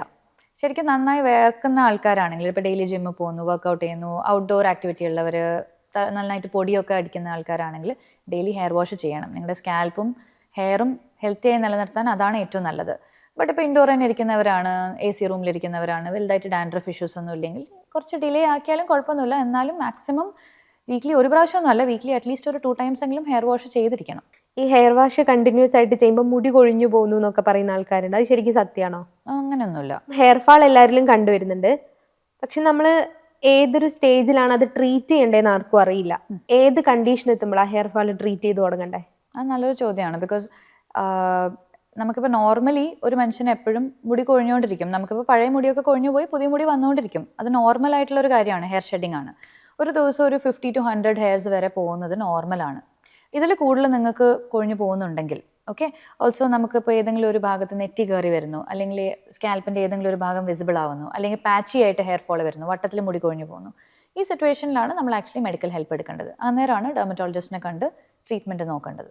ഇതുവരെ സ്കിൻ കെയർ റൂട്ടീൻ സ്റ്റാർട്ട് ചെയ്യാത്ത ഒരാൾക്ക് വളരെ ബേസിക് ആയിട്ട് തുടങ്ങാൻ പറ്റിയൊരു സ്കിൻ കെയർ റൂട്ടീൻ എങ്ങനെയാണ്? ഇതുവരെ സ്കിൻ കെയർ റൂട്ടീൻ സ്റ്റാർട്ട് ചെയ്യാത്ത ഒരാൾക്ക് ജസ്റ്റ് ബേസിക് ഒരു 3 steps വെച്ച് സ്റ്റാർട്ട് ചെയ്താൽ മതി. 3 പ്രൊഡക്റ്റ്. ഫസ്റ്റ് പ്രൊഡക്റ്റ് ഇസ് ഒരു cleanser or face wash. Second product is moisturiser. മൂന്നാമത്തെ product sunscreen. Okay, so morning routine എന്ന് പറയുന്നത് ഫേസ് വാഷ് ചെയ്യുക, സൺസ്ക്രീൻ യൂസ് ചെയ്യുക. കുറച്ച് ഡ്രൈ ക്ലൈമറ്റിലാണ് ജീവിക്കുന്നതെങ്കിൽ, അല്ലെങ്കിൽ നമുക്ക് ഫേസ് കുറച്ചും കൂടി ഒരു ഡ്രൈ ആണെങ്കിൽ രാവിലെ മോയ്സ്ചറൈസറും കൂടി യൂസ് ചെയ്യാം. അതായത് ഫേസ് വാഷ് ചെയ്യുക, ദെൻ മോയ്സ്ചറൈസർ യൂസ് ചെയ്യുക, ദെൻ സൺസ്ക്രീൻ യൂസ് ചെയ്യുക. ഫേസ് വാഷും മോയ്സ്ചറൈസറും നമുക്ക് കുറച്ച് എടുത്താൽ മതി. ബട്ട് സൺസ്ക്രീൻ നമ്മൾ കറക്റ്റ് 2 finger ലെങ്ത് തന്നെ യൂസ് ചെയ്യണം, എന്നാലേ അതിൻ്റെ എഫക്റ്റ് കിട്ടുള്ളൂ. ഓക്കെ, ഈവനിങ് റൂട്ടീനിൽ വരുമ്പോൾ ഫേസ് വാഷ്, മോയ്സ്ചറൈസർ ഇത് വെച്ചിട്ട് മാത്രം സ്റ്റാർട്ട് ചെയ്താൽ തന്നെ നിങ്ങളുടെ സ്കിൻ അത്യാവശ്യം ഹെൽത്തി ആയിട്ടുണ്ടാവും. ഇപ്പോൾ പലരും വിചാരിച്ചിരിക്കുന്നത് നമ്മളൊരു അഡൾട്ട് ആകുമ്പോൾ സ്കിൻ കെയർ സ്റ്റാർട്ട് ചെയ്താൽ മതി എന്നാണ്. ശരിക്കും നമ്മൾ എത്രാമത്തെ ഏജ് മുതലാണ് സ്കിൻ കെയർ പ്രോപ്പറായിട്ട് സ്റ്റാർട്ട് ചെയ്ത് തുടങ്ങണ്ടേ? So skin care is for all age groups. ഇപ്പോൾ ബേസിക് ആയിട്ടൊരു മോയ്സ്ചറൈസർ ആഫ്റ്റർ ബാത്ത് യൂസ് ചെയ്യുന്നതൊക്കെ ഈവൻ ബേബീസിന് ചെയ്യാം, കുട്ടികൾക്ക് പഠിപ്പിച്ചു കൊടുക്കാം. അതൊരു നല്ല ശീലമാണ്.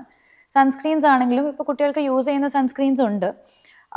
ബട്ട് കുട്ടികൾക്ക് കൂടുതലും നമ്മളിപ്പോൾ ഔട്ട്ഡോർ ഒക്കെ വിടുമ്പോൾ, ബീച്ചിൽ വിടുമ്പോൾ, സ്പോർട്സിനൊക്കെ പോകുമ്പോൾ സൺസ്ക്രീൻ യൂസ് ചെയ്താൽ മതി. ഒരു ടീനേജ് തൊട്ട് ഡെഫിനറ്റ് ആയിട്ട് ഈ ഒരു 3 സ്റ്റെപ്പ് റുട്ടീനായിട്ട് സ്റ്റാർട്ട് ചെയ്യുന്നതായിരിക്കും നല്ലത്. നമ്മൾ ഓഡിയൻസിന് വേണ്ടിയിട്ട് മാം എന്തെങ്കിലും ഒരു ടിപ്പ് കൊടുക്കോ? യെസ്, ആക്ച്വലി ഇപ്പോൾ എല്ലാവരും ഇന്നത്തെ ഒരു സോഷ്യൽ മീഡിയ കാലഘട്ടത്തിൽ skin care products, serums, moisturisers ഇതിനെപ്പറ്റിയൊക്കെ ഒരുപാട് ഒബ്സസ്ഡ് ആണ്. And you are actually forgetting that നമ്മുടെ സ്കിന്നും ഹെയറും ആക്ച്വലി നമ്മുടെ ഇൻറ്റേർണൽ ഹെൽത്തിൻ്റെ ഒരു റിഫ്ലക്ടറാണ്. സോ നമ്മൾ സ്കിൻ കെയർ പ്രോഡക്ട്സിൽ ഒരുപാട് ഒബ്സസ്ഡ് ആവാതെ actually better life style choices will improve your skin and hair much more than any skin care product. Thank U.